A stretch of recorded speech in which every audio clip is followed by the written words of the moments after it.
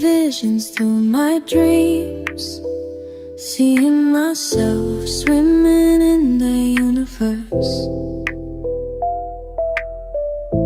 My ancestors gave me gifts to read cards, predict and heal. My name is Daphne, but spirit calls me Babylon. Angels communicate through numbers. Intuition is so deep.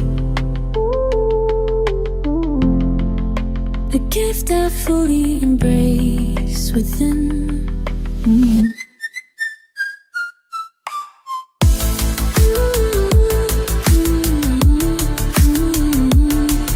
Hi everyone! Welcome po sa inyong almost personal reading. So let's check no kung ano yung nangyayari sa paligid. I want you to know that this is a general reading. So you may resonate po sa buong reading na ito or baka konti lamang. Take what's only yours. I also want you to know that this is a timeless reading. So whenever you see the video, the message is also meant to find you. Tingnan natin ang iyong reading for today with the Wheel of Fortune, the High Priestess, and the Five of Cups. I feel like binigay mo ng buong buo yung pagmamahal, focus, yung sarili mo, no?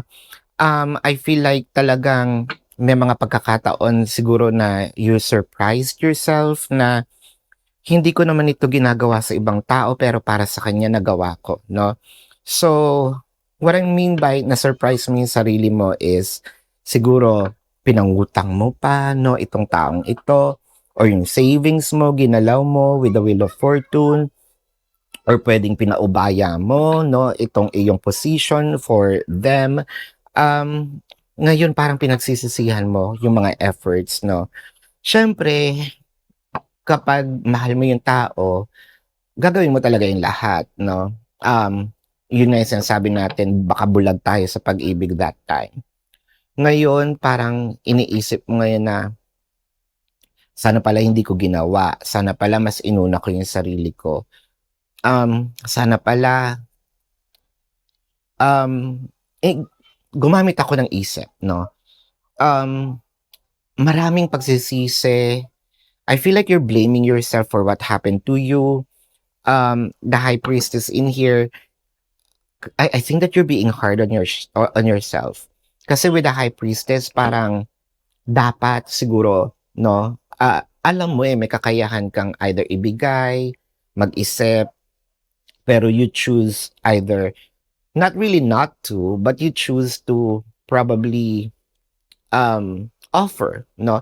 Ipakita kay person yung paano ka magmahal. Ipakita kay person yung the way how you should be treated. Kasi ginagawa mo yun sa kanya, parang sabihin natin, ganito ako magmahal, ganito mo rin ako mahalin, no?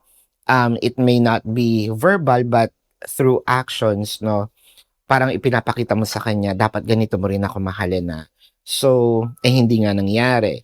With the Five of Cups, clarified with the Witch of Wands and the Queen of Wands. So, nagkaroon ng separation. Separations can be physical or energetic.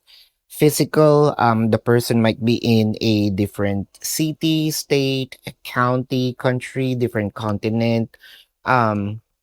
Pwedeng energetic dahil nakikita man kayo pero hindi kayo nag-uusap. Pero I feel like this person is trying to reach out, clear things, also probably wanting to offer something.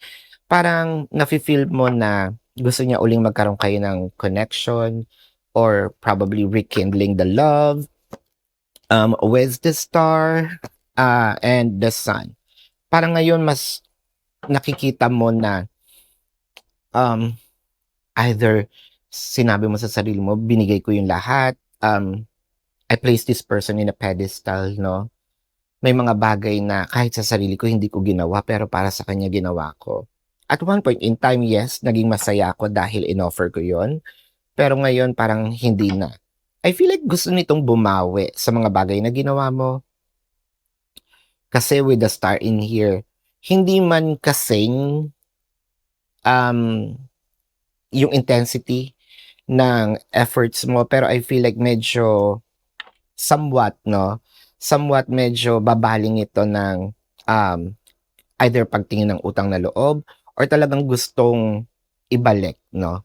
Ang kabutihan mo sa kanya. With the void, the Two of Pentacles, and the Eight of Wands. For a few numbers of you, probably nagkaanak ka dito sa person na ito. If not, I feel like ngayon pinag-iisipan mo kung tatanggapin ko ba kasi medyo immature, no? Medyo immature itong taong ito. Medyo immature yung kanyang reputation. Kasi you've known this person, you've seen how this person works, you probably understand kung siguro may bad impressions, no? Kasi nga meron kayong history nitong person na ito, with the Two of Pentacles clarified with the Enchantress and the Six of Wands. Pero parang sabi niya, etong pag-approach niya sa'yo, this is a version 2.0. This is a new kind of them. This is another version, a positive version of themselves. I feel papakita niya sa'yo na meron na siyang maturity. Parang meron din ditong sense of urgency na kailangan maayos natin to as soon as possible. With the Crown of Swords and the Maiden of Pentacles. Parang sa'yo, because of the traumas, yung mga nangyari, parang either kung hindi mo siya pahihirapan, I feel like medyo ita-challenge mo siya, no? The reason why I said ita-challenge mo siya is, kahit hindi niya maibalik, no? Kahit wag mo nang gawin yung pangako mo na nangangako ka kasi sa akin ngayon na you'll do everything, no? Para maibalik yung lahat ng nawala sa akin. But I know, hindi sa minamaliit ko, no, ang kakayahan mo. Magpakita ka lang ng kaunting effort. Ipakita mo lang sa akin na somewhat, no? You're exerting effort, somewhat you are giving, no? Efforts at pinapakita mo yung pagbabago. There might be a chance na mapatawad kita at i-open ko uli yung sa sarili ko, no? So, yeah, this is your reading. Bago po natin tignan ang zodiac sign, I want you to know, kung gusto nyo pong magpa-shoutout, sa comment section po, type ang inyong name and yung location ninyo. At kung kayo nakaka-resonate, let me know sa comment section as well. Kung kayo po may mga katanungan, sa description box ng video na ito, there is a link. Click the link, you will be routed to my website. Nandun po yung name, number, QR code, amount per question. Take advantage of the 4 questions plus 1 kasi discounted na po yun. And if you want to book a private reading, nandun din po siya, no? Now, let's check the zodiac sign of the person. This can be their sun sign or a placement in their chart. Siyempre, zodiac sign, reading nyo to. Kung hindi lumabas ang inyong sun sign, it could be a placement in your chart as well.